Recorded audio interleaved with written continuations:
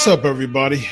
What's up, everybody? We are at 680 episodes of the Pancakes and Power Slam Show. Ladies and gentlemen, this is Dr. Chris Featherstone, and we're going to have some fun as we do. As always, it is share time. As you know, share the link. Ladies and gentlemen, share the link, share the link, share the link.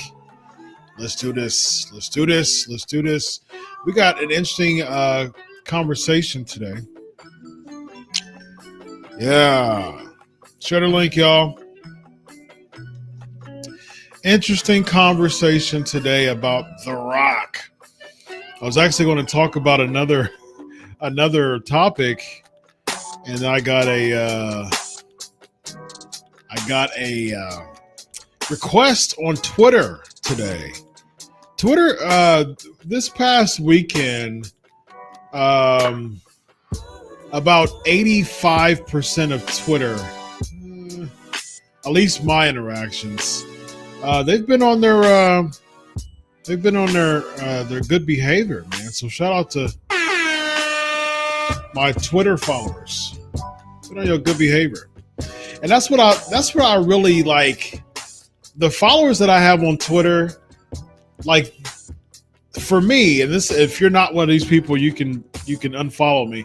But I want my followers to be on Twitter to like, these are my peeps. These are people who respect my work. These are people who want to follow me because they're not caught up in the hype. They're not caught up in the bandwagon and the fraternization of just ridiculousness of the cesspool of Twitter toxicity. It's just me. It's just me, man. Me. It's just the good doctor.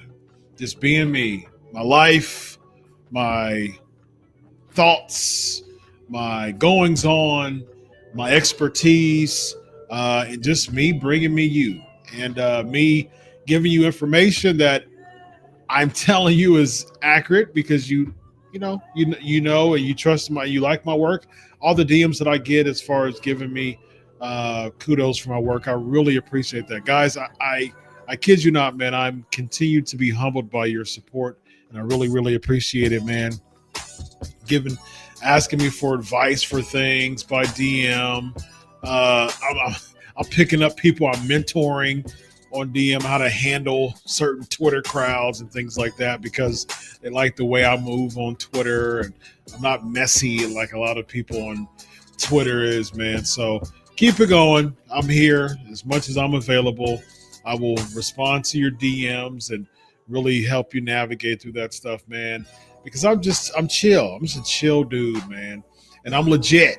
I'm going to present what I have for you. And the reports that I get are from for real, actual sources within that I have really good relationships with. And it's for the purpose of allowing my audience to like see what's going on, just kind of giving you an extra scoop, an extra step, extra view from the outside in, and I'm the conduit of that. So that's my goal, man. That's what I do. That's why I opened up this opportunity and accept the opportunity to pull on my sources, to pull on my relationships, and to do that. I will admit, man, there's a lot of people who wanted me to spoil stuff, and I would spoil stuff, and that's how I end up getting like 4,000, 4,500, 5,000, something more followers than I did before, because I wasn't even really on Twitter a lot. I didn't frequent Twitter. I still really don't. Every now I'm starting to pick up the watch alone reaction stuff. I'm picking up that more. WrestleMania was a lot of fun. Royal Rumble was fun. And then Raw was fun too. And so, man, that's what I do with my Twitter, man. I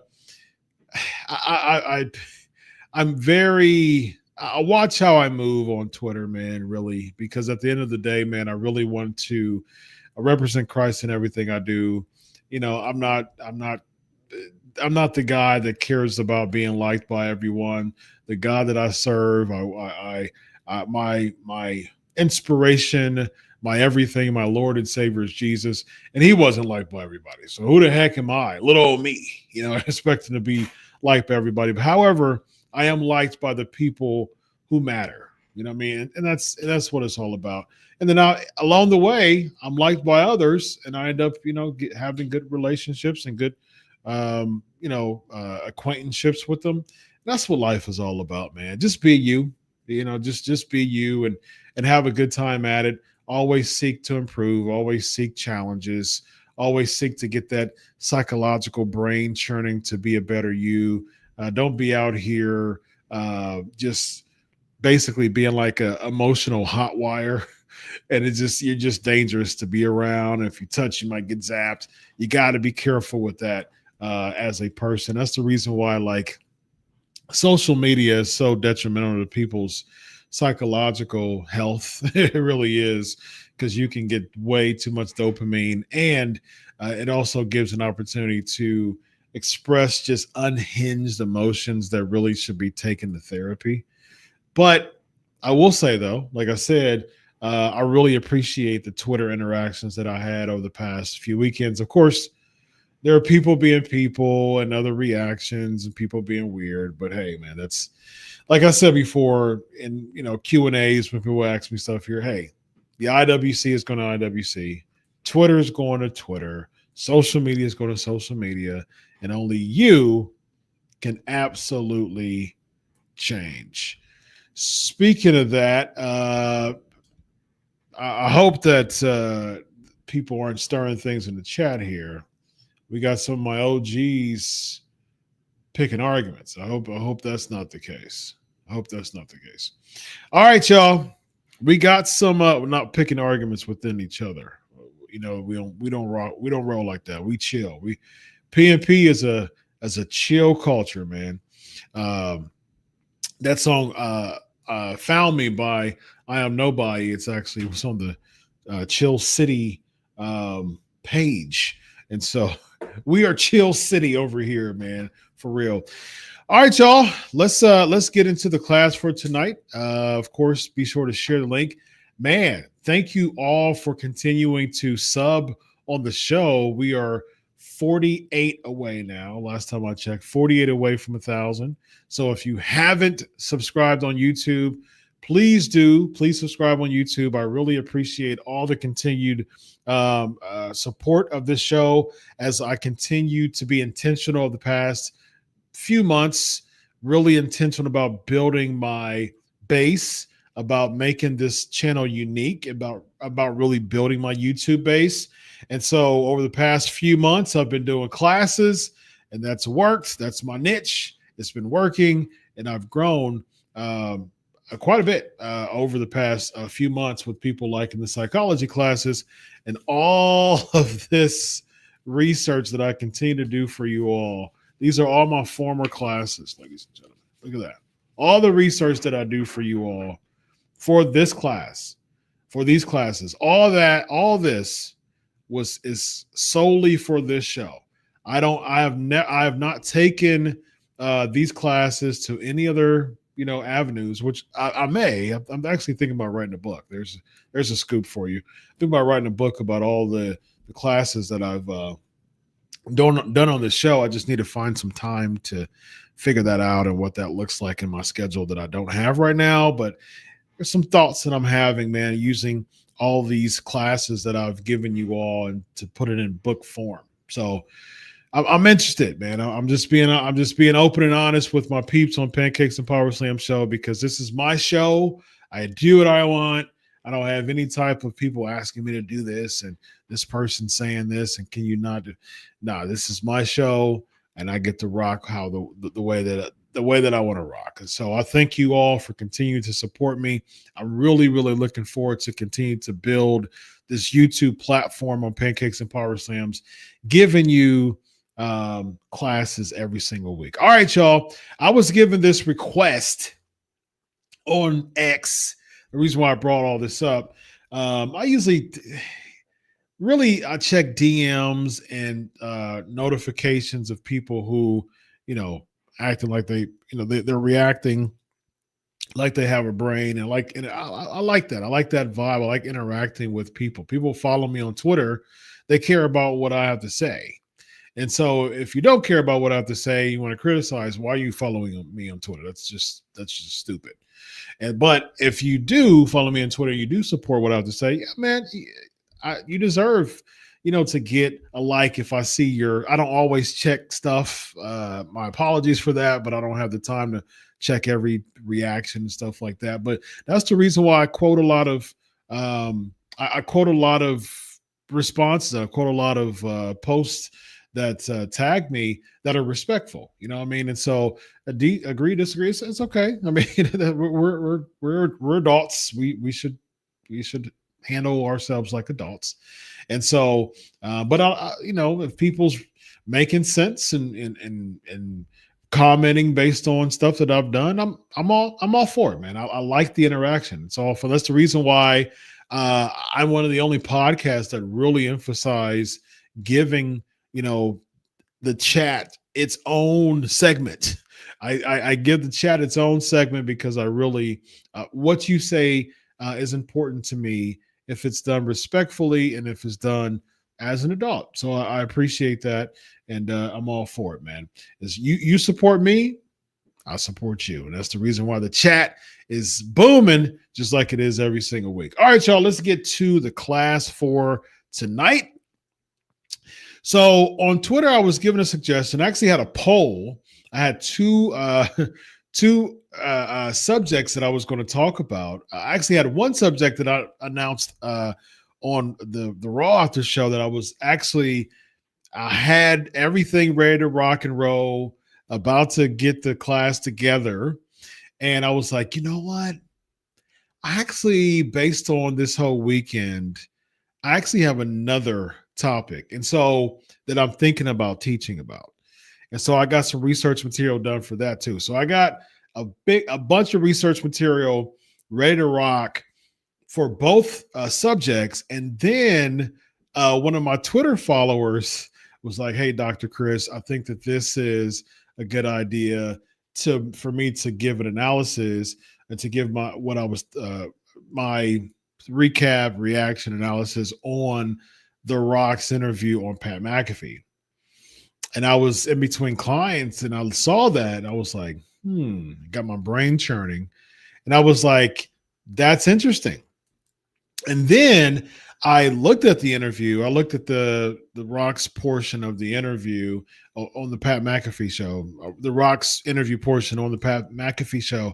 And I was like, see, that's why y'all need to subscribe to the Pancakes and Power Slam Show, because I talked about selling your soul, which The Rock talked about on the interview. I talked about Faustian bargain. That's one of the classes I talked about. I talked about the psychology of a heel turn. I talked about the Lucifer effect with John Cena turning heel.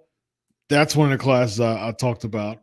I also talked about the IWC, the psychology of the IWC when it comes to the fan reactions and things like that. That's a class that I talked about on the show on this channel. So I was thinking about these things and I was like, hold on a second. I can give you a bunch of links of previous classes that I had over the past few months that's talking about all these things. So I'm not going to rehash those things, but I do want to talk about a couple things that he did mention from a psychological standpoint. And so there's a couple of actually one. I hope we don't get flagged by it, but it's not a WWE. It's this reaction video and the video used from the Pat McAfee Show is for educational purpose only and covered under the Fair Use Act. So how about that, ladies and gentlemen? All right, here we go. Let's talk about a couple of things. And so this is going to be interesting. I'm going to do a twofer with this particular time. And then, of course, Ask Doc, load your questions up, and we'll talk about that. And then we'll head over to the after party. I actually got some exclusive information about The Rock's involvement in this road to WrestleMania. So go ahead and do that. Patreon.com/pancakes and power slams. All right. So I'm going to talk about two psychological topics. I'm going to talk about the psychology of social media influence from a business standpoint versus the IWC. And I'm also going to talk about the psychology of breaking kayfabe, the psychology of kayfabe and breaking kayfabe. So it's going to be a good, fun twofer today. And I'm going to I extracted a couple of segments from The Rock's interview that I'm going to use as launch pads to these two particular subjects. So strap up. Here we go. And we're going to discuss this on the show here. So let's do this. There we go. All right, here we go. This this part here is him talking about the numbers. He highlighted the success of WrestleMania and the social media influence that he did. Interesting enough, and I'll talk about that here in a minute too. All right, here we go. We got sent over a bunch of numbers about the success that it was, the attendance obviously insane, the merch absolutely outrageous, the attendance at the WWE World, everything up into the right for the WWE right now. And obviously the WWE is hotter than it's ever been. The world loves it. WrestleMania is its biggest weekend. Did you expect this going in? And what are your thoughts on the weekend as a whole whenever you see stuff like this being, kind of reported on 2 days after it? 2 days after.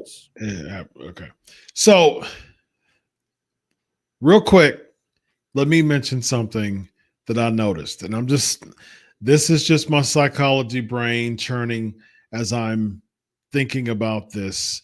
And as I'm looking at this interview and I'm psychoanalyzing this interview, this is the first thing that I saw. One of the first things I saw when I saw this graphic up here in the middle, one of the first things that I saw was this right here. WrestleMania 41 became the most socially viewed WWE event of all time, generating 1.1 billion social views throughout the weekend. So that's when we're going to talk about social media. I'm going to talk about a business that sense of why it made sense, why it makes sense for WWE to pull on social media, and I'm fine with that, and to highlight social media numbers, and we'll talk about the business behind the psychology and the business behind that. I'm totally fine with that, but then I'm thinking in my head, hold on a second. Didn't Triple H go on a interview with Peter Rosenberg and just basically put the kibosh, the shellacking, the coup de grace, if you will, to the internet? Like, just bash the internet. Now, granted, what he had to say about the internet and the IWC was very justified. So I'm not disagreeing with what he's saying. He made a lot of good points. But at the same time, I'm like, hold on a second. Bang on the IWC, check, makes sense. But you also use the IWC and the internet influence to pad your numbers here. So what is the internet matter, or do they don't matter? So it's like, hold on a second. Do they matter or do they don't matter? Which one is which here? So that, to me, when I was thinking, I'm just thinking out loud here. I was thinking in my head, like, huh? Like, why are you spending so much, and you're spending all this time, as he's about to do? He's about to glamorize and he's about to put the internet over. But his boy, Triple H, just absolutely obliterated the internet like last week. So which one is it here? Like, it was an interesting conundrum as far as using the internet for your benefit right here, as we see, but bashing them when it comes to, we don't pay attention, they're this and they're that. Hold on a second, but you need them to pad your numbers, though. So that was my observation that I saw initially here, for sure. All right, here we go. Well, you never like to look at the scoreboard, obviously, and you never think that, hey, the bell is rung and everything is over. So you put your best foot forward, you converge everything. It was a big build up to WrestleMania. Obviously, you were a big part of that, and this show was a big part of that. I was very happy, man, to see these numbers, and it's really reflective, I think, of WWE, the growth of WWE. I think the excitement of WWE, and my goal and my job and my role is to continue to, as I always like to say, just cast the net further, cast the net out there. Let's transcend professional wrestling and still keep it professional wrestling and the anchor of it, but reach for more. Okay, so I'm gonna stop on here too. So another thing I observed when I heard that part, I observed I thought in my head again. I'm thinking out loud. This is my show. Y'all wanted my reaction to this. Um, my thoughts that I was thinking about this when he said this. I said, okay, interesting. I'm all for it. I'm a business guy. I'm I'm all for it, man. I'm all about business. I love business. I'm blessed to really be, I'm blessed when it comes to, certain areas of my life. And I've put a lot of hard work in it, and I'm all about business. I actually had a business meeting today about investments. And so, like, I'm all for business. I read business books. I listen to business podcasts. I love it. It's great. I love knowing about business. I'm a forever student. I always call myself that. I learned about three of the things that I love. Four biggest things that I love to learn about now, currently, is theology, psychology, stoicism, business. Like, those are the four elements that I'm always like endeavoring in at like daily. And so when I'm thinking about this from a business standpoint, I'm thinking in my head, okay, so what's clear is that The Rock and the TKO brand is really expanding this thing outside of the current fan base. However, they're not reaching outside of the current fan base by having compelling and riveting storylines. They're not doing that. We see that every week. They're just not doing that with Raw, not doing that with SmackDown. They're giving content to their current audience. They're hiking the prices up because they know that their current audience is going to buy tickets. And so I say this on my other shows all the time. As much as it may seem like they are bastardizing the product, and I think that that's a legitimate argument in many ways, you can't knock the business model if the people are going to buy the tickets. You just can't.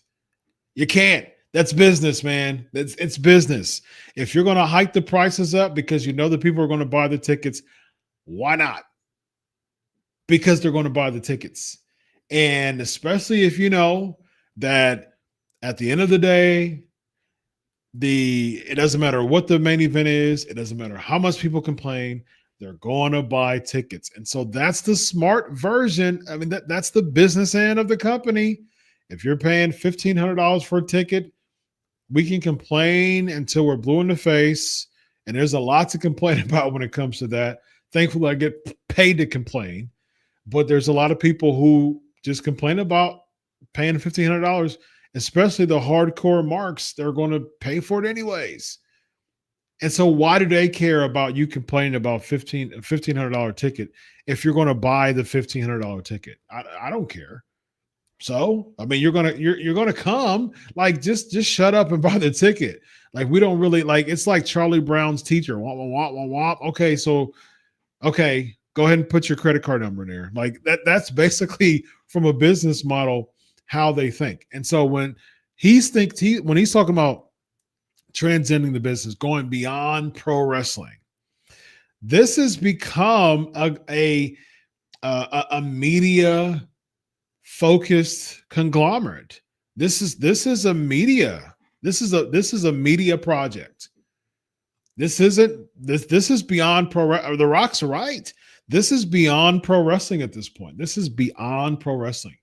This is a media conglomerate. This is a media project. TKO is a media group. And so absolutely it's an entertainment, sports entertainment / media group. That's what The Rock's all about. He has his own movie production company, $7. So that's what The Rock's thinking about. He's thinking about going beyond pro wrestling. But here's the critique when it comes to that though. Do you lose what brought you to the dance because there's so much um, potential greed that can be a part of where you've become, or where the dance led you? Is that important than the dance itself, right? So at the end of the day, you have to think about those particular things, and so you have to be. I mean, I am pretty sure, based on. I mean, I'm pretty well off, but Dwayne the Rock Johnson, of course, he's the people. He's the person who's well off, financially. So clearly, he knows what he's doing from a standpoint of making money. So successfully making money. He's the director of the board for TKO, has his own production company that he turned $7 into a multi-million-dollar enterprise. So clearly he knows what he's doing when it comes to that. I think at the end of the day, though, it's like you still don't want to compromise. You want to pay attention to the losses as well. You know what I mean? Black, what was it? Black Adam, the movie that he was in. I actually liked it, but a lot of people didn't like it. I mean, it got a lot. It took a loss. You know what I mean? There were some projects that he's been a part of that people didn't like. And so you got to pay attention to those losses as well. So, does pro wrestling fans pick that up? Do they pick that up and say, oh, wait a minute, we're just being used, as Stokes on a wheel, basically. And wait a minute. So you're coming to tell me that your goal is beyond wrestling? Like what are we doing here? I'm being used for your project beyond wrestling? Essentially, the answer is yes. And they're sitting there like, okay, what you gonna do about it? Not watch wrestling anymore? Like, and the hardcore fans are gonna be like, yeah, and they're still gonna watch wrestling. So hey, that's a win for TKO, ladies and gentlemen. Cha-ching, cha-ching. Could it be slimy? Could it come off a little slimy? Yes. But guess what? That's business, man. Business is always slimy and grimy. I mean, like, there's so many elements in business, man, that is cutthroat, that's Machiavellian. And it's like, guess what? You are pawns in the chess game of business. The pawns are the current pro wrestling audience, because I'm thinking beyond pro wrestling and thinking business. So that's what I was thinking when he said that. And so I love that every year we keep breaking records, knock on wood, and we keep gaining new fans, which I thought was great. And I do want to point out, number one is I want to thank you and thank the boys here on the show for the incredible build-up. As you know, I'm always hitting you up on the side, man. Keep it going. Thank you, brother. Thank you for all the work. And also... So always hitting up McAfee. Basically, and that's going to tie into that's going to tie into what I'm going to talk about on the Patreon as well. But yeah, I mean, what you can see here is, there's he talked about the WrestleMania weekend success. The social media views were highlighted.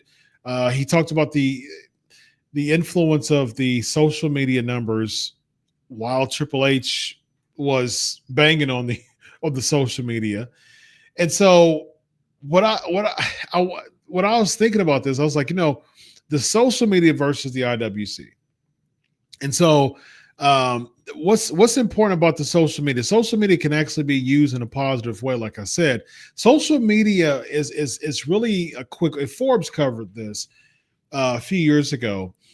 Social media is a quick way to gauge your current customer clientele, right? It also creates an online and offline dynamic of seeing like, okay, so here's my hardcores. Here are the ones who are going to who I know or who are dedicated And what this is the market that I know. They know the product. They are constantly wanting to know what's next, and we are constantly reminding them about what we have. That's actually called a warm market in business terms. It's called a warm market. So they understand their warm market, right? So they understand they have the they have the constant clips, the constant YouTube clips.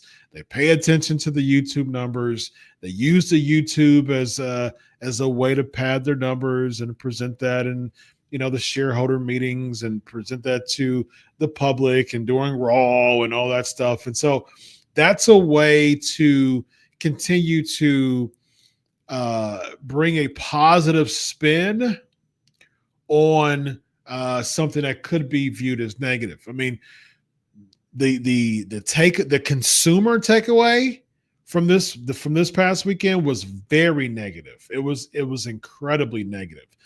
All throughout the internet, they were like, this was a horrible finish. This is one of the worst WrestleManias of all time. But you see what he did there, though. Look. I have a bachelor's degree in public relations. I saw exactly what he just did there. The Rock, it's clear that The Rock is very aware of the social media influence because he talked about the numbers of social media. He's aware of the influence. He's aware of the comments. He's even responded to comments before. So he's aware of it. He's aware that there's a very negative view of this past weekend. He is well aware of that. But guess what happened? Didn't mention that. He did mention that he would have preferred to he would have done the finish a little differently. He did mention that. But at the end of the day, he's talking about all those wonderful numbers. So that is, if that ain't spinning, I don't know what it is. As someone who graduated with a degree in public relations and had to be learned all about spinning and actually had to write speeches, public speeches. And so I am well aware of what that looks like. And that right there is spinning, ladies and gentlemen. And hey, it makes it creates a positive look from a public perspective. A lot of people who was looking at The Rock, who's looking at the Pat McAfee show, they aren't aware of the backlash that the internet is giving from this past weekend. So you have to weigh that out. If you're The Rock, am I going to pay attention to this? If you're doing a pie chart, am I going to pay attention to this segment of fans who don't like the product, or to the public, which is much more people most likely? What am I going to do? Like, am I going to present more of a public eye of everybody who knows things about The Rock and ESPN is just watching something from like a pro football or college football perspective? People just like Pat McAfee. They like his brand. They like the Pat McAfee brand. He's a sports commentator now. He does play-by-play for college football. So he brings in a lot of people. So for that audience, you're going to spin it. You're going to talk about the success of WrestleMania from a business and from a public eye. And so that definitely seems as if he did that because, again, WWE, they're aware. They pay attention to comments. They even have posts on X that asks for people's predictions and reactions of events, of Mania, of Raw after Mania.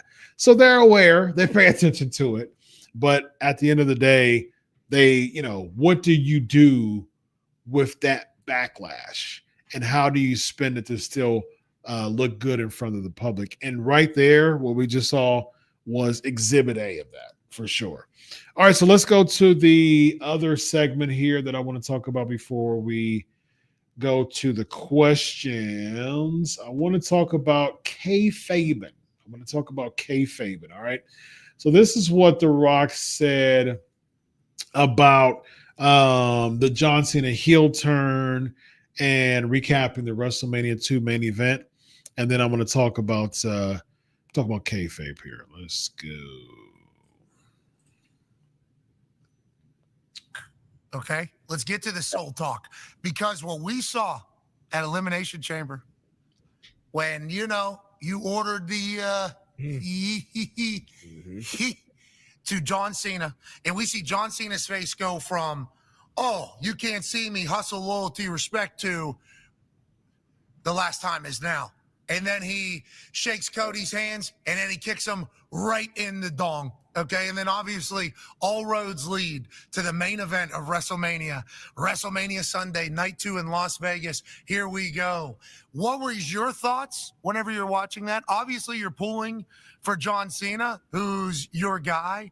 Are you texting him before the match? Are you giving him heads up? Was there a thought of you coming and maybe having to involve yourself a little bit just in case Cena wasn't able to get the job done? Because the American Nightmare Cody Rhodes is in the middle of his prime right now, in the middle of his run. What were your kind of thoughts going into the night? And what was your expectation of John Cena going against a very, very, very great champion in Cody Rhodes?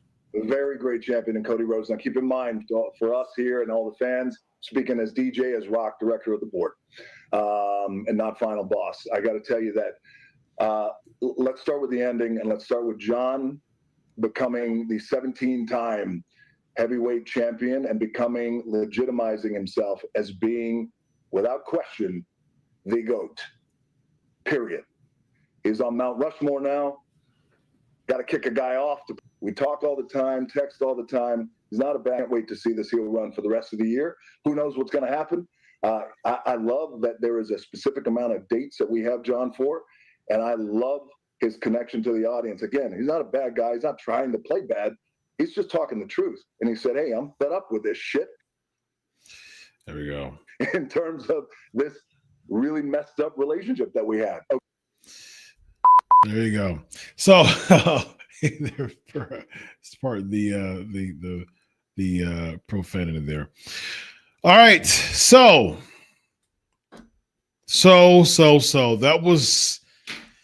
that was just a mixture of both ends there. He goes to the DJ mode, and then he says he's not a bad guy, but then you have to respect the dynamic of face and heel, because that's one of the biggest things that has actually ruined pro wrestling, because that kayfabe was done.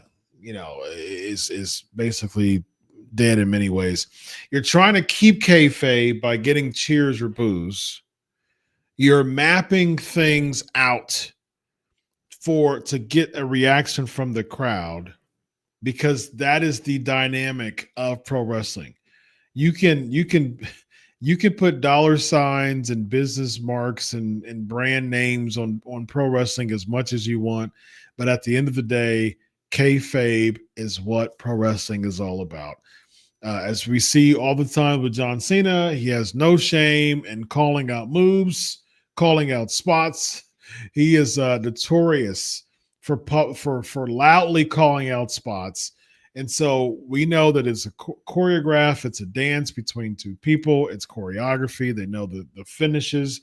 As The Rock talked about in his interview, he said, he talked about the first night main event. I knew the finish, but I didn't know how it was going to get there.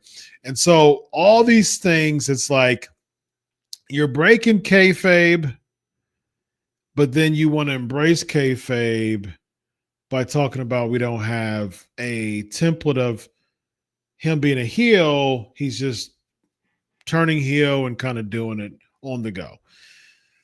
So I understand. I appreciate the fact that he's, going to director of the board, Rock, and saying kudos to John Cena. However, man, when I'm thinking about pro wrestling, when I'm thinking about these interviews, and this is like back in Vince McMahon era, man, in old school wrestling era, this like pro wrestling was so protected. And that's where we get into kayfabe. Kayfabe is, defined as it enforces what's called a code of silence. The code of silence is used in many ways. It's a practice of withholding or not disclosing important information among members of a group. So a lot of times police use that word as far as just keeping things within the group. Mafia, uses that group. Certain gangs and stuff like that uses that term called a code of silence. When it comes to kayfabe, it also has a code of silence is also used. And in pro wrestling, this is exhibited by maintaining the loyalty of presenting pro wrestlers as characters to a series of stories. So we've seen a lot lately in this new era of pro wrestling where these interviews, these social media posts, these social media accounts, they just straight out break kayfabe. They just break kayfabe. And breaking kayfabe is viewed as transgressing the norms of pro wrestling, as kayfabe exists to distinguish the inside group of performers and from the outside group of spectators. But here's the big problem when it comes to breaking kayfabe. And this is my last bit on this here. This is the worst part about breaking kayfabe. When you break kayfabe, it pulls down that curtain and it lessens that dividing line between the pro wrestler character, code of silence. This is my character. I'm this person in real life, right? Like this was, I never forget it, man. I've interviewed between 400 and 500 people, wrestlers, probably even more now. And I remember there's certain interviews out of that 400 to 500 wrestlers that I've interviewed. There's certain interviews that stand out. And I'll never forget when I interviewed Jake Roberts, when I wrote for Fox Sports. I had Jake Roberts on Pancakes and Power Slams, and I used that Pancakes and Power Slams interview, and I wrote a piece. I used the P&P interview to write for my Fox Sports piece. And so I wrote about Jake Roberts, and I recapped his interview, wrote some things about it for Fox Sports. And one of the things that he said that I'll never forget, he talked about like how serious kayfabe was when he, was a wrestler in the 80s and the 90s. And he talked about like when he was a heel and he would get a rise off people slashing his tires or giving him notes or throwing stuff at him. He got a rise off that because his character mattered so much to him. It was a badge of honor to know that he was a heel and he was getting so hated amongst the crowd. And even after, look at these Dark Side of the Rings. I really like Dark Side of the Ring. Look at these pro wrestling documentaries. You'll see how people were chasing people, how they had to have extra, sets of security for heels because they were so hated going into territories. But it's like the problem we have now is that curtain it's peeled off, man. It's pulled off. It's ripped off. And now what happens is you have the fans, since the curtain is ripped off and there's no more dividing line between inside wrestlers, kayfabe, outside spectators, audience, and crowd. Now the line is so blurred because kayfabe is virtually dead because all this gray area doesn't matter as a heel stuff. From a business standpoint from WWE, you have to consider that. You have to understand how damaging that is to your product. Pro wrestling as a whole, we see it throughout all promotions because guess what happens psychologically? Now the fans are a part of the script because the dividing line is virtually severed because the curtain's been ripped off. And now you have fans basically infringing themselves as a part of the script. And that's when you have these fans feeling comfortable now with putting themselves over. And that's what happens. They're no longer spectators. They're characters on the show because there's no dividing line anymore. There's no separation. Now, the spectators are the characters, and the characters are the spectators. You have Seth Rollins doing the sing-along with the crowd. Now you have him being a spectator, which should have been outside of kayfabe. Now the character is the audience. And you have someone like a Seth Rollins, and you have someone who's, a lot of these wrestlers, man, they're the spectators to the characters, and the characters are the audience. And the audience are infringing themselves in the show. The audience isn't part of the creative process. The audience isn't written in these creative meetings. The audience isn't scripted in the show. But because kayfabe has been demolished, there's no more separation, man. And these fans are essentially saying every single week, hey, we're writing ourselves into the show. We're writing ourselves into the show. That's what killing kayfabe did. It caused a blur. And now when you're doing these boos for Dominic, and when you're doing all this flippy flop stuff, man, I tweeted about that Becky Lynch. That was absolutely ridiculous, man. Becky Lynch became the spectator to the characters of the crowd because there's no more dividing line. Now the crowd are their characters and the wrestlers are the spectators. When the crowd is chanting one more time, Becky Lynch is a heel. So if she was the character to the spectators, she would eat that up. She would say, "Oh, the crowd wants me to chant one more time. They want me to do it one more time. Oh, that's perfect. What I'll do is I'll tease it and then whoop, yank the rug right under them. And guess what? That would get a chorus of boos. And that is perfect for her to walk on out up the aisle, down the aisle, and into the backstage. Chorus of boos. She's not even paying attention to the crowd. She's laser focused to getting back to that backstage with a chorus of boos. Now I got them. Now the crowd is not the characters anymore. They're the spectators, because I'm able to grab them just like that and influence their behavior. And that's what pro wrestling's all about.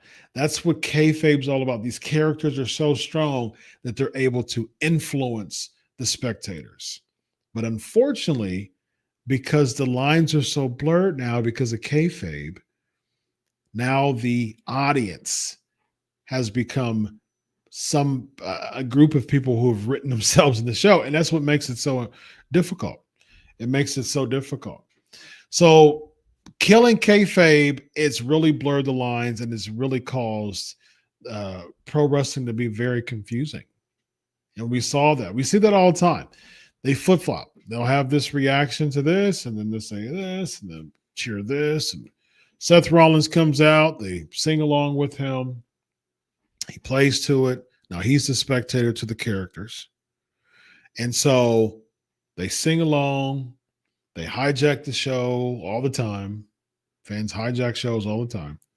And so what happens is it's like, okay, cool. Every week we have a chance to write ourselves in the show. Every week We have a chance. We don't even be a part of the creative meetings, but every week we're not only do we get a chance to write ourselves in the show because kayfabe's been blurred so much, we're going to write ourselves in the show because we're going to cause the wrestlers to stop what they're doing to appease me, the spectator. Now I'm the character, and now I'm spectating your reactions and spectating what you're doing out in the crowd. That is backwards. Not only is that backwards, that's just, it's antithetical to what we saw as far as the days of yesteryear when it comes to pro wrestling. So, man, we got to get kayfabe back. We got to create that dividing line back. We got to really emphasize characters again. There is a bad guy. There is a good guy. Pro wrestling is a comic book come to life. But if we don't have that opportunity to cheer the baby face and to boo the villain, we create a community of people who don't care about that. They just want to put themselves over. They just want to see action. And now you got wrestlers who are just spots. And they're working so much to appease the crowd to get the pop. And they've become spectators to the characters of the audience. And that's what's caused so many people to get injured. And that's what caused so many opportunities for numbers to dwindle when it comes to a hardcore audience. It's not much of a casual audience anymore because the characters has dwindled so much and it's so pro wrestling heavy. When it comes to pro wrestling heavy, the only thing that does is that tries to appease the pop of the audience. So they become the characters. And so that's what happens when you break kayfabe, man. And when you've got people in the office breaking kayfabe and saying that there's a separation between, real and fake, and I want to be a heel here and then tweet this and then post this. Yeah, well, all right. Okay. Well, next week on Raw, Roman Reigns, Cody Rhodes. And everything else that you want to add, including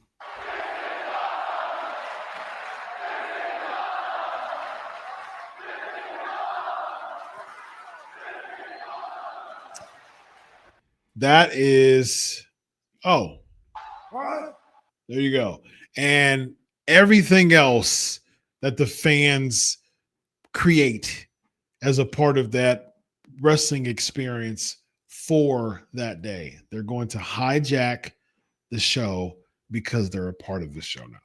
So, ladies and gentlemen, that is class for today. I don't think the bell rang initially. So that's the bell. That's the bell that rang initially. That's the bell for the conclusion of the class. So thank you, as always, very, very much for your continued support, and hope you enjoyed the class for today.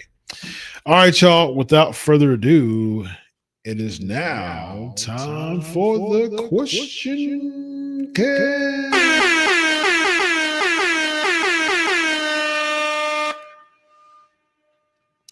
All right. Let's do this, y'all. Let's do this.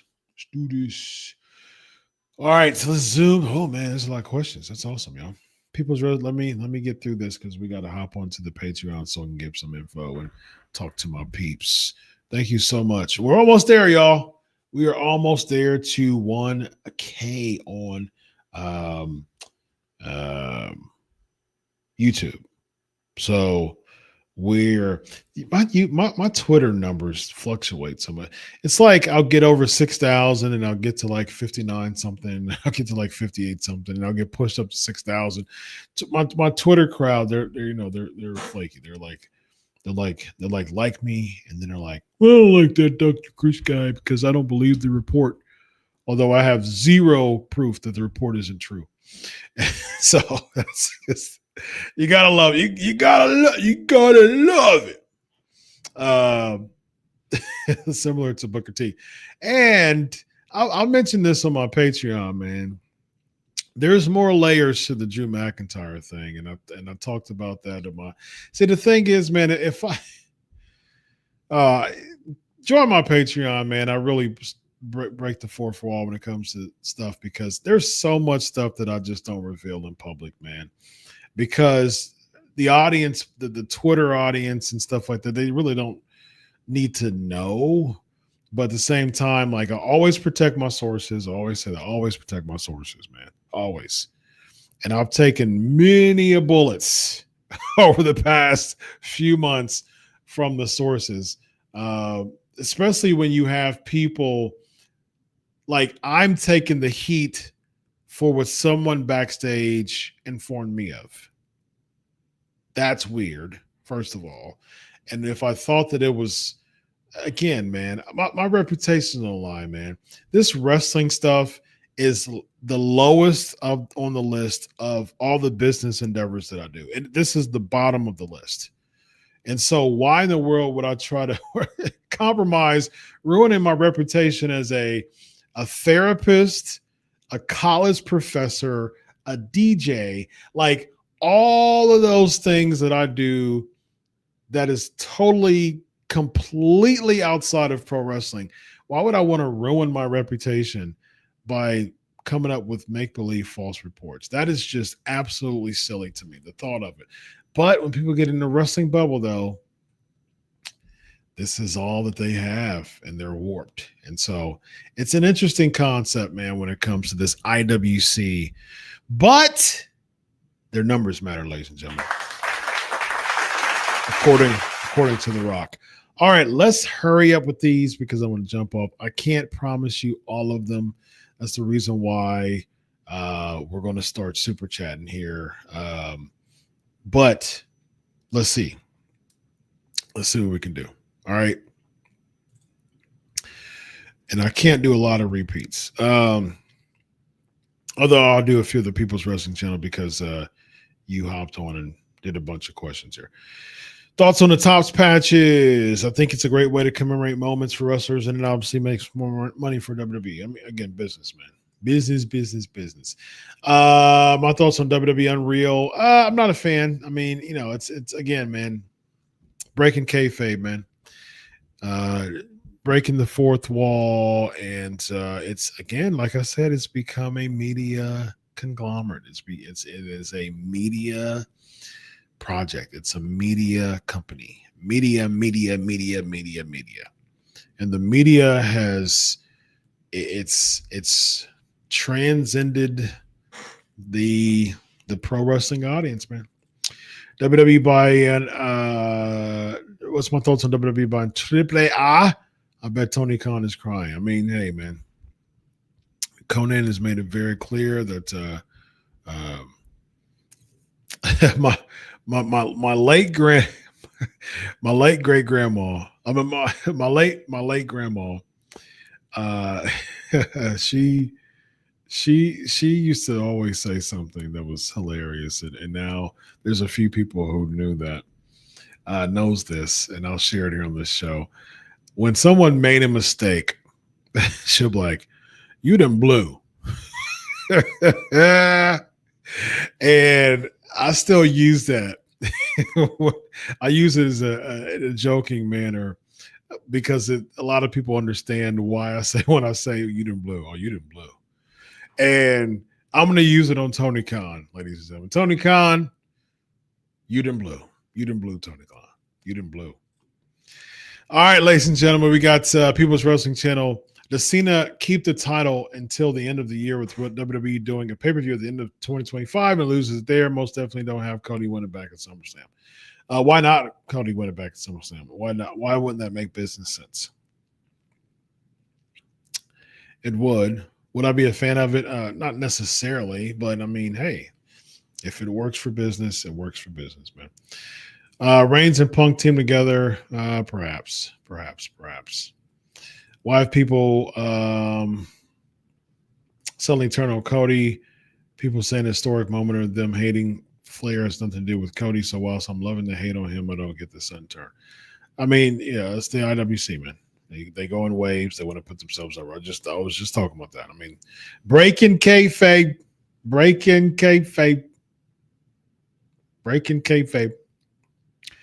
Robert, I don't understand Breaker joining Rollins and Heyman. It's like a step down. I talked about this on the post, on the post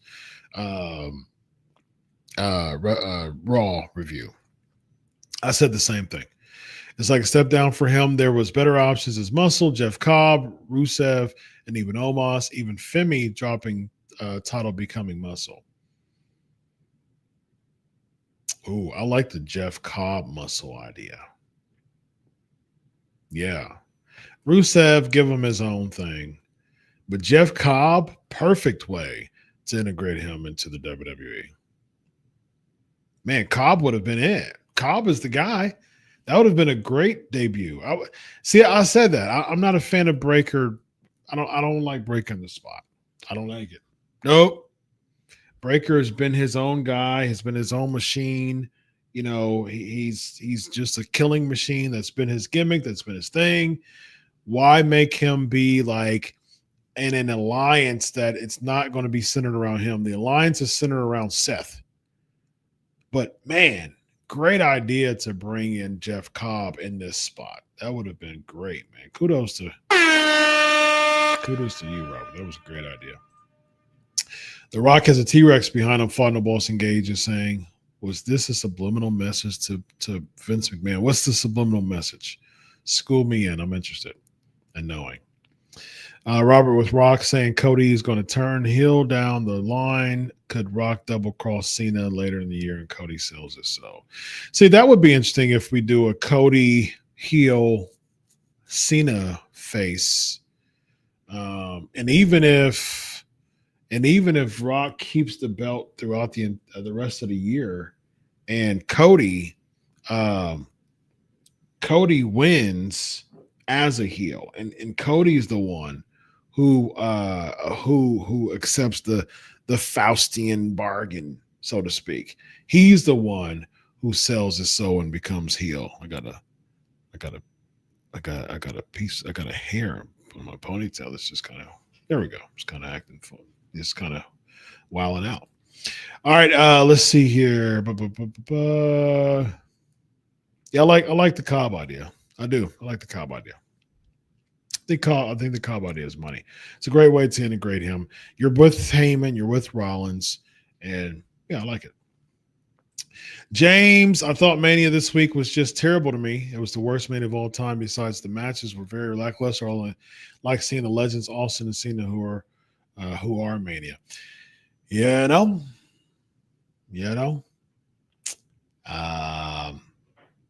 A lot of people thought it was the worst of all time, and they weren't fans.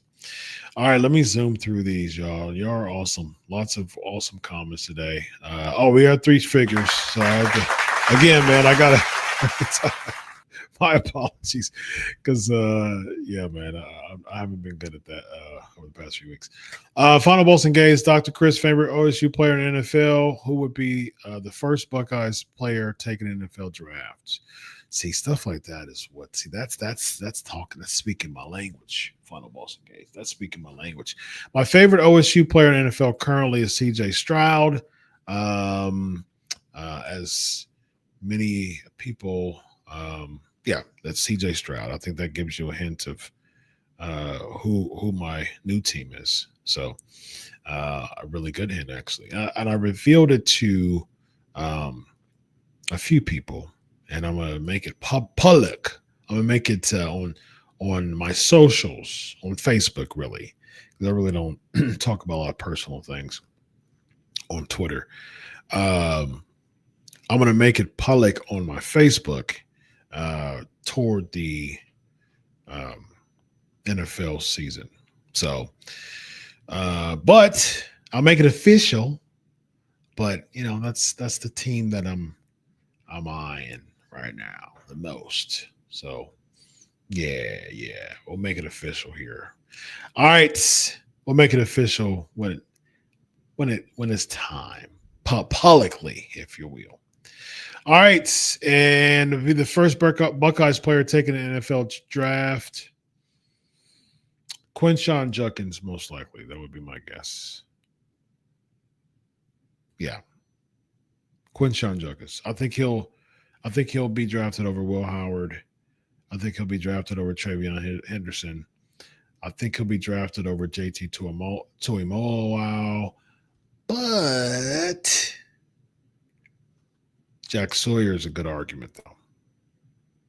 So it'd probably be between Jack Sawyer and Quinshon Judkins. Linebackers versus running backers. Running backers usually are more of a hot commodity. So I think I'll stay with Quinshon. All right. All right, James. Do I remember the Gimme Battle Royal back in Mania 17? I do. Were you a fan of that? And do you think we should do a future type of match like that at Mania with legends who can still go? No, I don't think we should do anything like that. That was just a one and done type of deal. But hey, man, being old school, I was a fan of it. All right. Let's see.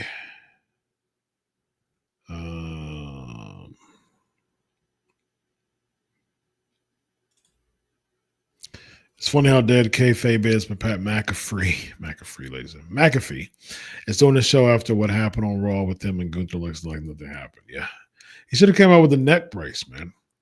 Come on, should have done the neck brace gimmick. Come on, at least Tony Khan did the neck brace gimmick when he was at the draft combines, and he came out with a neck brace, ladies and gentlemen. Shout out to Tony Khan for keeping kayfabe alive. Benjamin, what's up, my man? I think a lot of the kayfabe breaking is to play on the IWC stuff, taking advantage of their engagement. It also leans to the Hollywood side, draws attention from variety and such.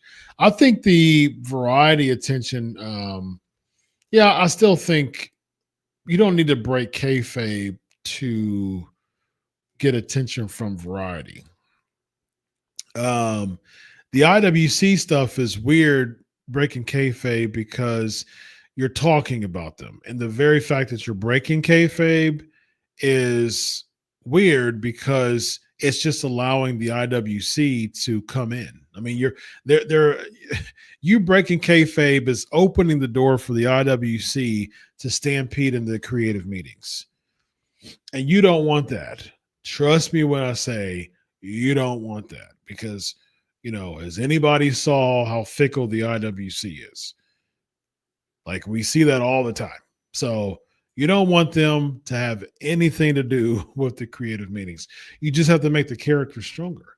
And as we see with someone like an MJF, his character is strong.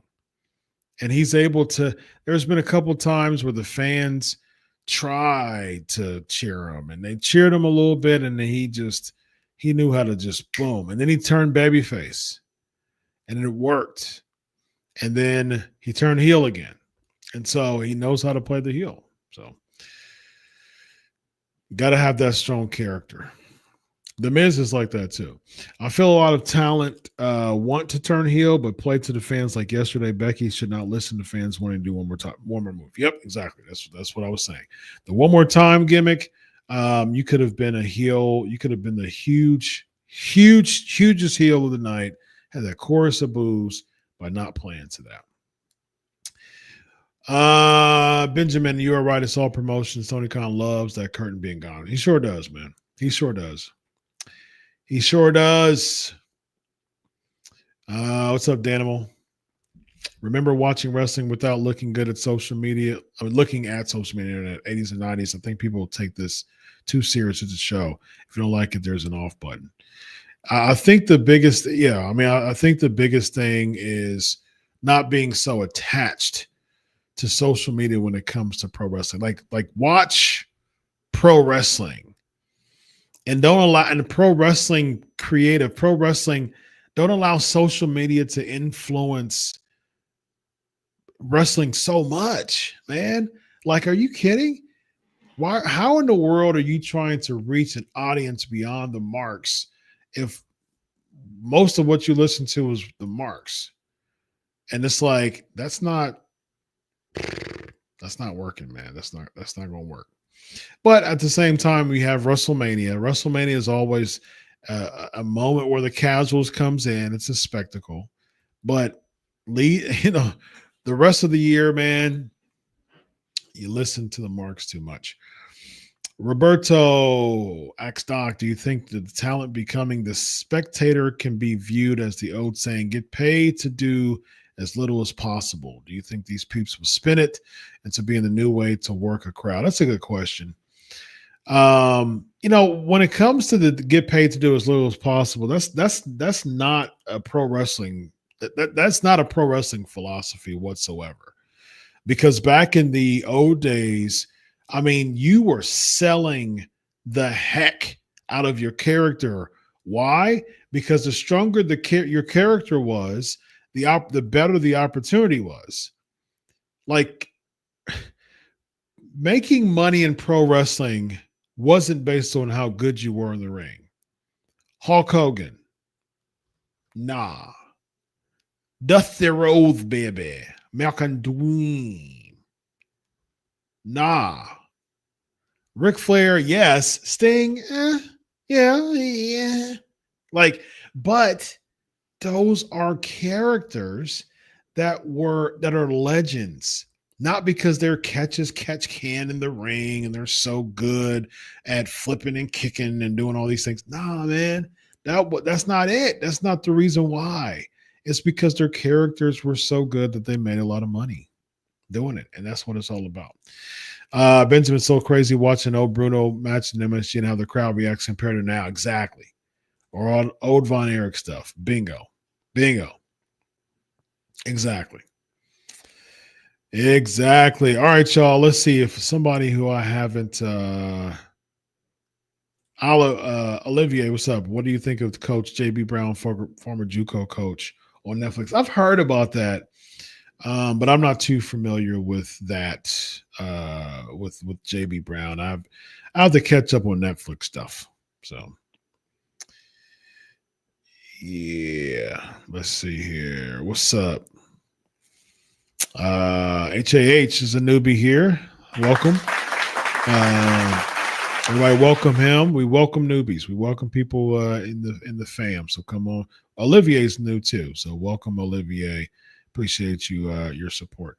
What if The Rock told John Cena, I wanted you to be my champion, but now it's my turn to sit at the head of the table. Rock bottom, main event, SummerSlam, or Cena's final PLE. I'm sure that The Rock would be willing to do that to bring, for sure. I'm with it. I think that's a good idea. Zubair, what's up? Are you tired from WrestleMania weekend? Yes, this is my fifth straight live podcast and my fourth straight night. I've done 4 straight nights for Sportskeeda, PNP for an hour and 21 minutes, almost 22 minutes now. And I got the after party for about 15, 20 minutes with some Rock exclusives. So Saturday night, Sunday night, Monday night, and 3 shows on Tuesday night. That's 6 shows and 4 nights. Yes, I'm tired. All right, let's see. Oh, the seats. People are saying, I wonder how much those seats in Main States where fans being part of the entrance is dream stuff. I don't agree. I think it was weird. Do you think Triple H wants to go back to old wrestling, but TKO wants the product in a different way to sell money? I can definitely see that. I mean, but Triple H going back to old wrestling though, he's still very part of creative though. I mean, like he's the guy when it comes to that for so long. So the stories and stuff like that, we need more of, man. And so you can still have riveting story. You would talk about Netflix and cinema. I mean, come on. You've got Karrion Kross back there. You've got the Wyatt Six back there. You've got so many. You're about to have, Aleister Black, back.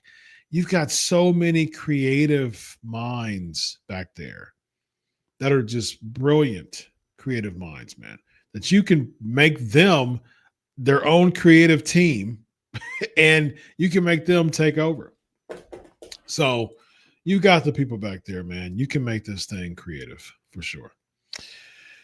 All right, ladies and gentlemen, with that being said, man, I'm heading over to the Patreon, man. Let's do it. Man, this was great. This was great, man. I appreciate it. This is long. All my shows been long this week, man. They've been long. Jerry, what's up? Jerry's new. Did I see the clip of Randy reacting to a fan telling him how much money they spent for Mania?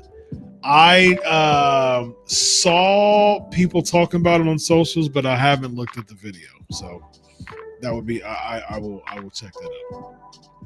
All right, y'all, heading to the Patreon for a little bit, man. Your boy is exhausted. I got one more step in my marathon weekend. My 4-nighter straighter, 6 podcasts in 4 nights. After having a day of therapy yesterday and a day of therapy today, ladies and gentlemen. All right. I do it for you. So go ahead and put that sub on. Hit that sub on YouTube and continue to support your boy. And thank you so much for your participation tonight. I had a wonderful class. It was really lots of fun.